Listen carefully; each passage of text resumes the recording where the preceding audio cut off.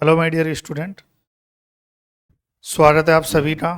प्यारे विद्यार्थियों, हमारा जो है कृषि विज्ञान और चैप्टर नंबर 6 चल रहा था, जिसमें खाद्यान्न फसलें चल रही थी।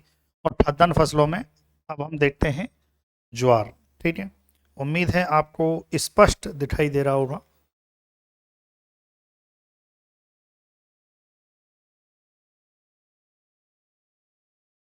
चलिए भाई, स्टार्ट करते हैं। देखिए, ज्वार, सबसे पहला क्वेश्चन तो यही बनता है कि ज्वार का जो है वानस्पतिक जो नाम है वो क्या होता है। सोरगम बाइकलर होता है। कुल की बात करें तो देखो, एक का कुल आपको याद रखना है, बाकी सबका पोएसी होता है। धान हमने पढ़ा, धान है, मक्का है, ज्वार है, बाजरा है, जौ है, गेहूं है। इन सभी का जो है क्या होता है भाई, पोएसी जो है कुल होता है। महत्व की बात करें तो ज्वार एक प्रमुख खाद्यान्न है। ज्वार को मोटा अनाज कहा जाता है। वेरी इंपॉर्टेंट क्वेश्चन आता भी है कि किस अनाज को जो है मोटा अनाज कहा जाता है, तो ज्वार को मोटा अनाज कहा जाता है। प्रमुख खाद्यान्न है। ज्वार के दानों में 72.6% क्या पाया जाता है, कार्बोहाइड्रेट पाया जाता है।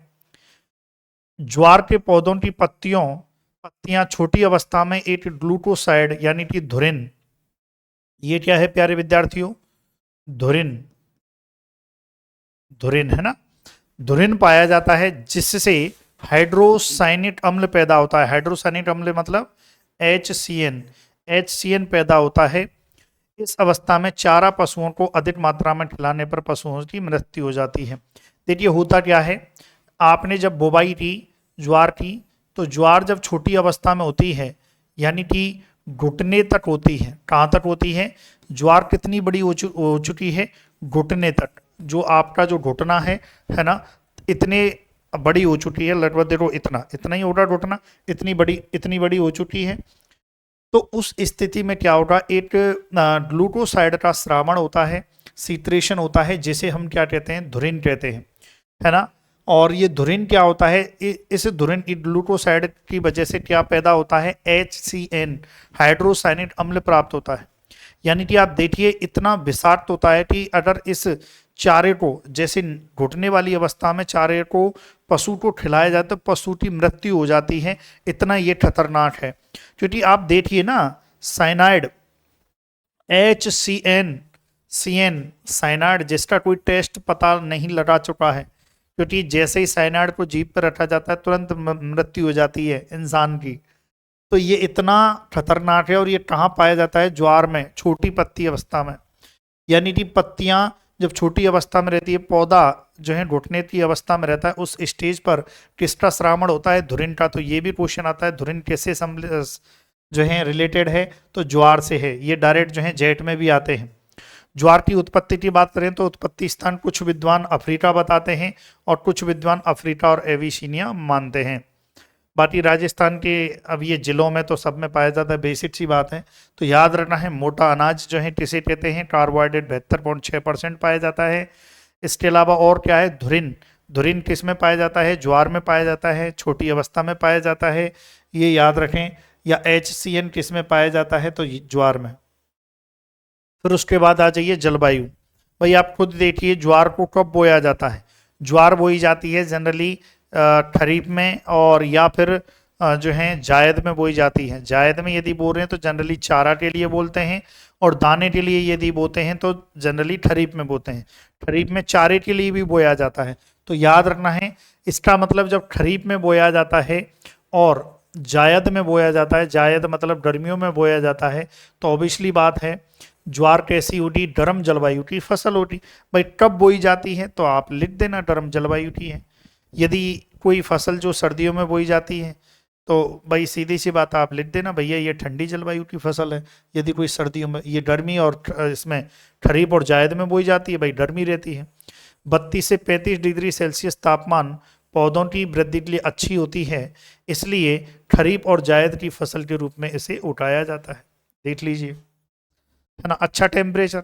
अब देखो ये तापमान ऐसा नहीं कि आप एज इट इज इतना ही याद रखो, 30 से 35। भाई नॉर्मल टेम्परेचर की बात करें खरीफ जायद में तो 30 से 35 रहता है, फिर तो 35 से ऊपर भी जाता है, 50 भी पहुंच जाता है, वो अलग बात है। जितना ज्वार के लिए चाहिए वो ठीक है।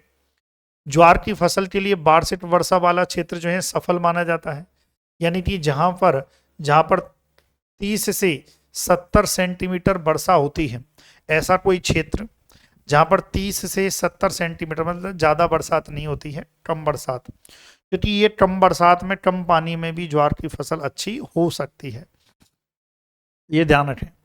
ज्वार की फसल जो रहती है ना, सॉरी, ज्वार ज्वार ज्वार की फसल, ठीक है। अब चलिए आगे बढ़ते हैं। खेत मृदा व खेत की तैयारियां। ज्वार के लिए दोमट, बलुई दोमट भूमि अच्छी मानी जाती है। देखिए, ये दोमट और बलुई दोमट भूमि सबके लिए लिख देना आप तो।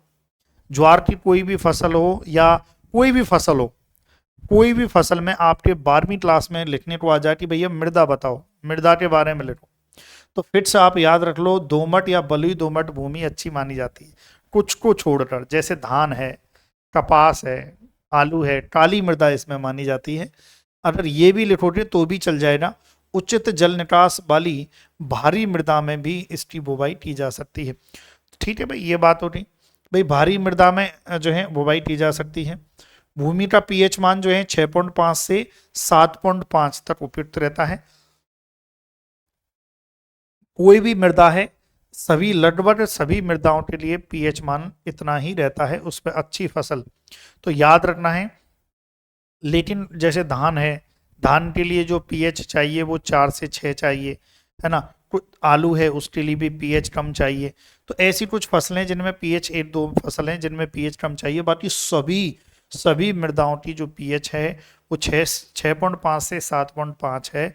तो ऐसी मृदा, ऐसी पीएच वाली जो है मृदा जो है वो अच्छी मानी जाती है किसी भी फसल के लिए। अब वो ज्वार के लिए भी मानी जाती है। अंतिम जुताई के समय 25 केजी प्रति हेक्टेयर क्यूनोल फॉस, है ना, क्यूनोल फॉस जो है चूर्ण मिला दें। अब देखिए क्यूनोल फॉस जो है ये क्या होता है, क्यूनोल फॉस एक कीटनाशी होता है। तो जो भी जमीन में जो है कीट हैं, इंसेक्ट हैं, उनको मारने के काम आता है। तो इसमें क्या कर रहे हैं भाई, आपने देख ली कि कोई मृदा है जिसकी पीएच आपने देख ली, मृदा ऐसी होनी चाहिए वो देख ली, तो आपने अब उस मृदा में आप जुताई भी करोगे। जुताई के बाद आप क्या करो, क्यूनोल फॉस है वो आप छिड़क दो। इससे क्या होगा, जो मृदा में जो कोई इंसेक्ट हैं, जो कीट हैं, जो हमारी फसल को नुकसान पहुंचा सकते हैं, वो मर जाएंगे, छोटे छोटे कीट। क्लियर है। तो ये क्या है, क्यूनोल फॉस क्या है, कीटनाशी। भारी मिट्टी और अधिक खरपतवार युक्त क्षेत्रों में गर्मी में एक गहरी जुताई करें ताकि वर्षा को जल अधिक मात्रा में सोखा जा सके। तो देखिए ये एक और बात कही गई है कि जहाँ पर बहुत ज़्यादा जो है खरपतवार लगते हैं, तो वहाँ पर आप क्या करें, गर्मियों में, कई बार गर्मियों में क्या करता है किसान, गर्मियों में अपना खेत को बहुत अच्छे से गहरी जुताई करता है और जुताई करके छोड़ देता है। इससे क्या होगा, जुताई करके थोड़ा सा छोड़ने से जो है खरपतवार के जो बीज हैं, खरपतवार हैं, इसके अलावा जो है कोई भी बीमारी, यानी कि जो फफूंद हैं, वो कीट हैं, ये सब क्या है, धूप की वजह से, तापमान की वजह से नष्ट हो जाते हैं। तो ऐसा भी कई बार करते हैं, तो ये भी प्रॉफिटेबल है। बरसात के साथ 2 से 3 जुताई देसी हल या हैरों से करें, पाटा लगाकर बुवाई करते हैं। ठीक है, बाकी जुताई कर दें, हैरो चला दें और फिर पाटा लगा दें, उसको समतल कर दें और बुवाई कर दें। ये भूमि की तैयारी है, बेसिक सी बात है। कोई भी फसल आ जाए आपकी परीक्षा में, ज्वार ही नहीं, कोई भी फसल आ जाए, कोई भी, तब आप इसी प्रकार से खेत की तैयारी कर देना और बिल्कुल सही मानी जाएगी, आपको पूरे के पूरे नंबर मिल जाएंगे। जरूरी नहीं है प्रत्येक फसल में आप सब कुछ अलग अलग याद रखो, ये तरीका होता है लिखने का। उन्नतशील किस्मों की बात करें तो CSH 5, CSH 14, ऐसे भी लिख सकते हो जैसे मैं लिख रहा हूं, और ऐसे भी लिख सकते हो, है ना। SPB 96, SPB 340, CSV 13, प्रताप ज्वार, CSH फर्स्ट।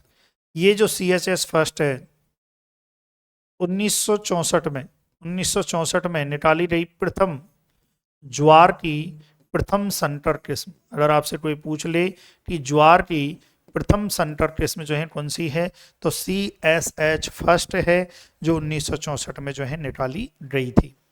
फिर यहाँ से भी क्वेश्चन आया हुआ है बहु कटाई वाली किस्में। बहु कटाई मतलब ऐसी ज्वार की किस्में जिनको चारे के लिए बोया जाता है और जिनको बहुत अधिक बार काटा जा सकता है। जब चारे के लिए बोते हैं तो अधिक बार काट सकते हैं, जैसे मीठी सूडान, जिसे हम क्या कहते हैं SSG 59-3। ये क्वेश्चन पूछा गया है कि ज्वार की बहु कटाई वाली जो है किस्म कौन सी है, तो आपको याद रखना है मीठी सूडान है। फिर उसके बाद MP चरी है, पूसा चरी है, जवार चरी 69 है। तो याद रखना है आपको एक कटाई वाली CSB 15, CSB 20, राजचरी, पूसा चरी 6, अन्य किस्में जवार ज्वार। तो आप क्या करने, देखो CSB फर्स्ट जिसे क्या कहते हैं स्वर्णा कहते हैं, CSB 15। तो आपसे क्या क्वेश्चन आ सकता है, आपसे पूछा जा सकता है कि उन्नतशील किस्में आप लिखिए। तो कम से कम नहीं तो ज्वार की आप क्या करो 5 किस्में याद रख लो, 5 किस्म, कम से कम नहीं तो 5 किस्म आप याद रख लो, कोई भी 5 किस्म। और फिर भी अगर आपको याद नहीं आए तो आप क्या करो CSB और CSH ये 2-4 चीजें याद रखो, इसके पीछे कोई भी डिजिट जोड़ देना, जवार ज्वार लिख दो। ये मैं सिखाऊंगा आपको कि अगर आपको किस्म याद नहीं है तो आपको परीक्षा में तुक्केबाजी करनी है, आपको फुल नंबर चाहिए। आपको ज्वार की कोई भी किस्म या कोई भी फसल है उसकी कोई भी किस्म आपको याद नहीं है और 5 किस्म लिखनी है, तो आप कैसे किस्म बना सकते हो, आप बना सकते हो, है ना। कोई भी नाम आप लिख के आ जाओ, आपको पूरे नंबर मिलेंगे। तरीका मैं बताऊंगा कैसे बनाना होता है। जैसे यहाँ पर बनाने के लिए CSH को यूज कर सकते हो, CSB को यूज कर सकते हो। आप यहाँ पर जो है जवार ज्वार इस शब्द को यूज करके आप बना सकते हो। ये कुछ शब्दें रहेंगे वो आपको याद रखने हैं, फिर आप बना सकते हो। क्लियर है भाई यहाँ तक? चलिए फिर आगे बढ़ते हैं, बीज दर और बीजोपचार की बात करते हैं। ज्वार अनाज के लिए, जब अनाज के लिए बो रहे हैं तो 9 से 10 kg प्रति हेक्टेयर। चारा देखो हमेशा याद रखना है, जो बीज दर लिखी जाती है वो प्रति हेक्टेयर में लिखी जाती है। 8 हेक्टेयर में लगभग जो है 6 बीघा के आसपास जमीन रहती है। दाना और चारे के लिए 15 से 20, बहु कटाई चारे के लिए 30 से 40 kg प्रति हेक्टेयर काम लेना चाहिए। अब बीज दर है, बीज दर आपको लिखनी है, कैसे भी पूछी जा सकती है। बीज को बोने से पूर्व थायरम 2.5 से 3 ग्राम प्रति kg बीज दर से उपचारित करें। देखिए थायरम क्या है, थायरम एक कवकनाशी होता है, कवकनाशी। ये क्या करता है, जब बीज को इस थायरम से उपचारित करते हैं, कोई भी बीज का थायरम का घोल बना लो, उसमें बीज डाल दो, उपचारित हो जाएगा। अब ये कवकनाशी इसलिए काम में लेते हैं ताकि बीज जनित कोई भी बीमारी है वो ना हो, अंकुरण के समय कोई बीमारी ना लगे।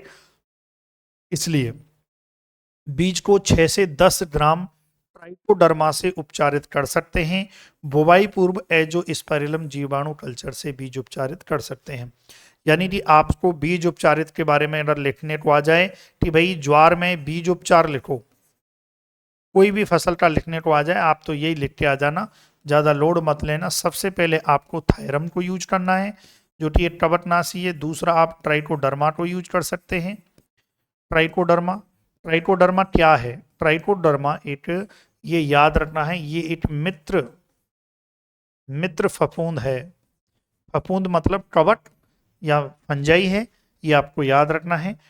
क्लियर है भाई यहाँ तक? या एजोस्पेरिलम जीवाणु कल्चर, एजोस्पेरिलम जो है जीवाणु कल्चर, इसका भी यूज कर सकते हो।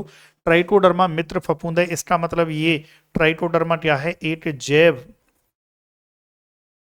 जैव कवकनाशी है। याद रखना है, अगर आपसे क्वेश्चन आ जाए कि किसी एक जैव कवकनाशी का नाम लिखो, है ना, तो 100% आप क्या लिख लेना, ट्राइकोडर्मा। ये एक जैव कवकनाशी है, बायोफंजीसाइड है, ये आपको याद रखना है। क्लियर है भाई यहाँ तक? ट्राइकोडर्मा, क्योंकि बायो जैव कवकनाशी क्यों बोला गया, क्योंकि एक प्रकार का ये कवक होता है, मित्र है, इसलिए जो है जैव है, जीवन है इसमें, इसलिए। चलो लिखो। फिर आगे बढ़ते हैं। बुवाई का समय, अब देखिए बुवाई का समय की बात करें तो देखो, जब आपको ज्वार को खरीफ में बोना है तो भैया जून जुलाई में, बुवाई जो है जून जुलाई में कर दो। जब आप क्या चाह रहे हो, जायद में बोना चाह रहे हो, बोले हमें तो जायद में बोना है, तो आप फरवरी मार्च में बुवाई कर दो। ये बुवाई हो रही।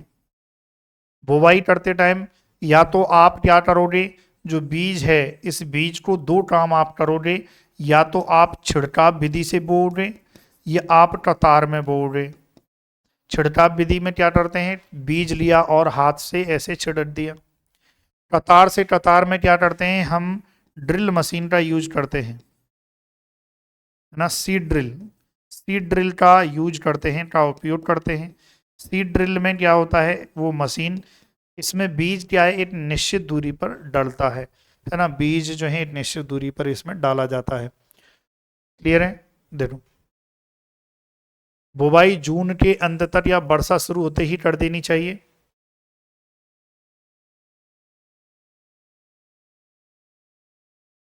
चलिए, देखो जैसे मैंने लिखा है ऐसे भी आप लिख सकते हो, ऐसे बुवाई, ऐसे भी ध्यान रखना है। गर्मियों में चारा हेतु मार्च में बुवाई करनी चाहिए।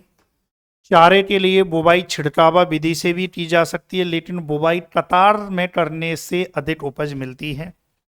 कतार से कतार के मध्य की दूरी 45 सेंटीमीटर, पौधे से पौधे की मध्य की दूरी 12 से 15 सेंटीमीटर, गहराई 1.5 से 2 सेंटीमीटर पर बुवाई करनी चाहिए। यदि आप मशीन से बुवाई कर रहे हो तब आपको कतार से कतार के मध्य की दूरी कितनी, इसमें मशीन जो होती है इसमें ऑटोमेटिक सेट हो जाती है। आप जैसा चाहते हो, जितनी दूरी पर बीज गिरना चाहते हो, जितनी दूरी पर जो फरो कतार बनाना चाहते हो, वो सब कुछ इस मशीन में सेट हो जाता है। हम क्या है, कतार से कतार की मध्य की दूरी इस प्रकार से सेट करते हैं 45 सेंटीमीटर हो, और पौधे से पौधे की दूरी जो है 12 से 15 सेंटीमीटर हो, इस प्रकार से सेट की जाती है। कतार, चारे वाली किस्मों की कतार से कतार के मध्य की दूरी थोड़ी जो है कम रखते हैं। भाई चारा है, हम चारे के लिए फसल बो रहे हैं, तो कतार से कतार के मध्य की दूरी थोड़ी कम रखी जाती है। क्लियर है भाई यहाँ तक। चलो, फिर आगे बढ़ते हैं। खाद एवं उर्वरक, अब देखिए खाद के लिए क्या है, खाद भाई गोबर की खाद हमें देनी है, कंपोस्ट हमें देना है। आपको ये पता होना चाहिए कि खाद मतलब क्या। देखिए खाद मतलब होता है प्यारे विद्यार्थियों, जैसे कि गोबर की सड़ी हुई खाद, गोबर की खाद या कंपोस्ट, ये किस में आते हैं, खाद में आते हैं, मैन्योर में आते हैं। तो देखिए ज्वार की फसल के लिए अच्छी सड़ी हुई गोबर की खाद, जिसे हम गोबर की खाद को इंग्लिश में क्या कहते हैं, फार्म यार्ड मैन्योर कहते हैं, यानी कि FYM कहते हैं। 15 से 20 टन प्रति हेक्टेयर की दर से बुवाई के 15 से 20 दिन पूर्व खेत में अच्छी तरह मिला दें। बुवाई से 15 से 20 दिन पहले क्यों मिलाते हैं, ताकि जो खाद है, खाद में जो पोषक तत्व हैं वो अच्छे से मृदा में आ जाएं, क्योंकि जो खाद होती है उसमें से मृदा में पोषक तत्वों को आने में समय लगता है। इसके अतिरिक्त 80 केजी नाइट्रोजन, 40 केजी फास्फोरस प्रति हेक्टेयर देनी चाहिए। बोले गुरुजी आपने पोटेशियम तो दिया ही नहीं है। देखिए पोटेशियम देने की आवश्यकता इसलिए नहीं है क्योंकि हमारी जो मृदा है उसमें पोटेशियम इतना मात्रा में है कि ज्वार के लिए सफिशियंट है। तो याद रखना है 80 केजी नाइट्रोजन, इसका आधा जो है फास्फोरस, इतना देना चाहिए। ये क्या है, ये जो है ये फास्फोरस और नाइट्रोजन जो है ये आपके आ जाएंगे उर्वरक में, है ना, ये ध्यान रखें, बाकी वो खाद में आ जाएंगे। सिंचाई की बात करें तो ज्वार की, देखो ज्वार की फसल यदि खरीफ में बोई जा रही है तो सिंचाई की आवश्यकता नहीं है क्योंकि बरसात होगी, लेकिन फिर भी अगर बरसात नहीं हुई तो आप हल्की मुल्की सिंचाई कर दें। ज्वार की फसल के लिए बाजरा की तुलना में अधिक पानी की आवश्यकता होती है। वर्षा ऋतु में बोई गई फसल में सिंचाई की आवश्यकता नहीं होती। वर्षा ऋतु में बोई गई फसल में सिंचाई की आवश्यकता नहीं होती, परंतु लंबे समय तक वर्षा न होने पर सिंचाई की जरूरत पड़ सकती है। ग्रीष्मकालीन फसल में 7 से 10 दिन के अंतर पर सिंचाई करनी चाहिए, ये आपको याद रखना है ना। चलो बेसिक सी बात है, फिर आगे बढ़ते हैं। इंटरक्रॉपिंग, इंटरक्रॉपिंग क्या है, चलिए इंटरक्रॉपिंग का मतलब है कि आप जो फसल है वो खड़ी हुई है, फसल क्या है, खड़ी हुई है, स्टैंडिंग क्रॉप है पूरा, तो उसमें जब खड़ी हुई फसल में कोई भी कार्य किया जाता है तो वो अंतरा कृषि में आएगा। ठीक है। ज्वार की बुवाई के लिए 15 से 20 दिन बाद निराई गुड़ाई और खरपतवार निकाल देना चाहिए। भाई निराई गुड़ाई आप करोगे, ज्वार की जब फसल हो रही निराई गुड़ाई करते हैं तो खरपतवारों को निकाल देते हैं। गुड़ाई करते समय ध्यान रहे पौधे की जड़ें ना कट जाएं। ज्वार की शुद्ध फसल में खरपतवार नष्ट करने हेतु आधा केजी एट्राजिन देखिए, बुवाई के तुरंत बाद 600 लीटर पानी के घोल में छिड़काव करना चाहिए। देखिए जब आपने बुवाई कर दी, खेत में बुवाई कर दी, तो एट्राजिन, एट्राजिन क्या है, एट्राजिन एक खरपतवार नाशी है, खरपतवार नाशी। तो ये जो खरपतवार नाशी होता है एट्राजिन, इसका आप क्या है घोल बनाओ, सबसे पहले घोल बना लो और उसके बाद बुवाई के बाद जो है इसको छिड़क दो, बुवाई के तुरंत बाद इसको छिड़क दो। इससे क्या होगा, जो भी खरपतवार होंगे वो नष्ट हो जाएंगे।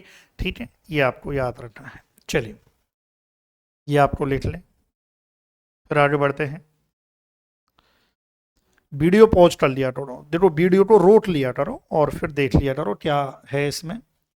अब देखो संरक्षण, संरक्षण में क्या आएगा, जैसे कोई रोड लग गया, कोई रोड लग गया, उसका उस रोड से कैसे बचाव करना है, कोई कीट लग गया उससे कैसे बचाव करना है, ये सब किस में आएगा, संरक्षण में आएगा, यानी कि प्लांट प्रोटेक्शन में आएगा। तो देख लेते हैं। ज्वार की फसल में तना मक्खी, ये कीट है, तना छेदक का प्रकोप होता है। इसकी रोकथाम के लिए बुवाई के समय बीज के साथ 15 केजी प्रति हेक्टेयर फॉरेट 10% या कार्बोफ्यूरॉन 3G दानों को डालना चाहिए, कार्बोफ्यूरॉन जी दानों को, ग्रेन्यूल्स को डालना चाहिए। तो ये याद रखें, जो फॉरेट है और कार्बोफ्यूरॉन है ये क्या है, ये कीटनाशी होते हैं, कीटनाशी होते हैं। तो इनको यदि बीज के साथ जो है डाल देते हैं तो इससे क्या होगा, जो कीट हैं, कौन से कीट हैं, तना मक्खी है, तना छेदक जो कीट है वो नहीं लगेगा, ये ध्यान रखें। फफूंद से होने वाली बीमारियों की रोकथाम के लिए मैनकोजेब 0.2% का घोल बनाकर छिड़काव करें। देखो फफूंद से होने वाली जो भी कवट कवट जनित कवट जनित जो भी कवट जनित बीमारी है उनको रोकथाम के लिए मैनकोजेब, मैनकोजेब क्या है, कवटनाशी है, कवटनाशी है, फंजीसाइड है, तो इसका आप छिड़काव कर सकते हैं। तो याद रखना भैया, देखिए कोई भी जो है कीटनाशी, 4-5 कीटनाशी आप याद रख लो, और 4-5 क्या है कवटनाशी आप याद रख लो, और फसल में आप कोई भी फसल में कुछ भी आप लिख के आ जाना, फुल नंबर आ जाएंगे। कौन सा आपको वहाँ प्रैक्टिकल करना है कि सर इस फसल का इसमें डाल दिया था, अरे प्रैक्टिकल थोड़ी करना है, अपने को तो क्या है लिखना है। ठीक है, ऐसे लिख के आ जाना, कोई इशू नहीं है, फुल नंबर मिल जाएंगे। आगे बढ़ते हैं। फिर उसके बाद जो है हार्वेस्टिंग एंड थ्रेशिंग, चारे की, आगे बढ़े में चलो, चारे के लिए ज्वार की बुवाई के 45 से 50 दिन बाद ही काटना चाहिए। जैसे आपने चारे के लिए फसल को बो दिया, ज्वार को बो दिया, तो जब बुवाई आपने की है उसके 45 से 50 दिन बाद आप काटना प्रारंभ कर दो। बहु कटाई वाली किस्मों की पहली कटाई जो है 50 से 55 दिन बाद, अगली कटाई 30 से 35 दिन के अंतर पर करनी चाहिए, बेसिक सी बात है। दाने की फसल में दाने पकने पर सिट्टों के हरे दाने सफेद पीले रंग में बदल जाते हैं।